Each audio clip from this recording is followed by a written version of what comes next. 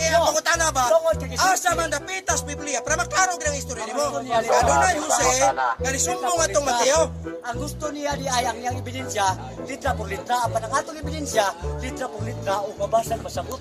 Natural ang anghel, nagpaibaw, ngadto ni Jose. Si Jose rin nagkaibaw, ang kaibang Mateo.